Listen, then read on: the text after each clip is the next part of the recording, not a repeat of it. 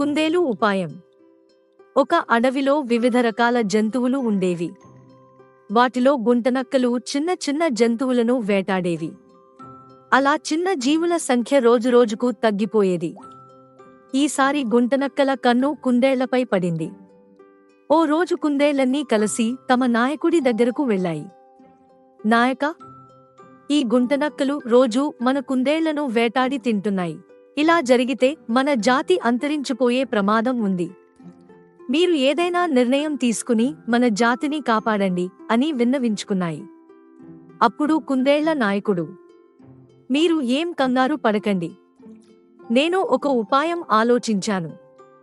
ఇకపై గుంటనక్కలు మనవైపు కూడా రావు అని ధైర్యం చెప్పాడు. తర్వాత తన మిత్రుడు గుడ్లగూబకు గుంటనక్కల బారినుంచి తమ జాతిని రక్షించే ఉపాయం చెప్పి సహాయం చేయమని కోరాడు.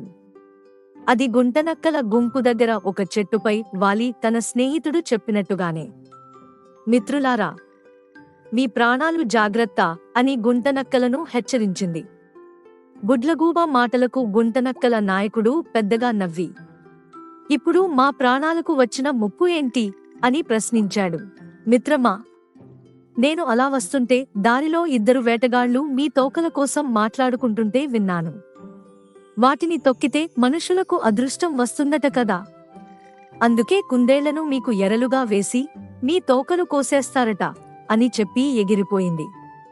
దీంతో గుంటనక్కల నాయకుడికి భయం పట్టుకుంది. కుందేళ్ల జోలికి వెళ్ళొద్దని అన్ని గుంటనక్కలకు గట్టిగా చెప్పాడు. అప్పటినుంచి కుందేళ్లు స్వేచ్ఛగా జీవించసాగాయి. జింకపిల్ల సమయ స్ఫూర్తి ఇది. ఒక జింకపిల్ల మేత మేస్తూ మందను దాటి ముందుకు వచ్చేసింది. కాసేపటికి దానికి ఓ పులి ఎదురైంది. దాంతో ఒక్కసారిగా భయపడిపోయిందది. జింకను చూడగానే వెతకబోయిన తీగ కాలికి తగిలినట్లుంది. ఈరోజు దీన్ని ఎలాగైనా తినేయాలి అనుకుంది పులి.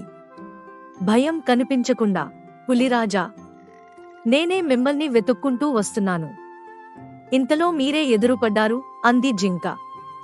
దానికి ఆశ్చర్యపోయిన పులి, అదేంటి అంది. మా జింకలన్నీ అన్ని జంతువుల కన్నా మేమే అందంగా ఉంటామని చెప్పుకుంటున్నాయి. నేను మాత్రం వాటికి పులి నల్లని చారలతో చాలా అందంగా ఉంటుందని చెప్పాను. కాని అవి వినడం లేదు. అసలు పులి అనే జంతువే మాకు తెలియదు. నువ్వు దాన్ని తీసుకొచ్చి చూపించు, అప్పుడు నమ్ముతామన్నాయి. అందుకే మిమ్మల్ని వెతుక్కుంటూ వచ్చాను అంది. దాంతో పులి ఈ జింక చాలా అమాయకమైందిగా ఉంది, కోరి మరి జింకల దగ్గరకు రమ్మంటుంది అనుకుని దానితో పాటు బయలుదేరింది. కాస్త దూరం వెళ్ళాక ఓ చెరువు కనిపించింది. పులిరాజా, మీ అందమైన చారలు ఇంకా బాగా కనబడాలంటే ఆ చెరువులో స్నానం చేసి రండి అంది జింక. ఎలాగో కాసేపట్లో ఆహారం కాబోతుంది కదా, సర్లే దాని మాట విందాంలే అని చెరువులోకి దిగింది పులి. అదే అదనుగా అక్కడి నుంచి పారిపోయింది జింక. స్నానానికి వెళ్ళొచ్చిన పులికి జింక కనిపించలేదు. దాని సమయస్ఫూర్తి అర్థమైంది. ఇక చేసేదేం లేక అక్కడి నుంచి వెళ్ళిపోయింది. ఈ వీడియో నచ్చినట్లు అయితే లైక్ చేసి షేర్ చేయండి. ఇలాంటి మరిన్ని వీడియోస్ కోసం సబ్స్క్రైబ్ చేసుకోండి.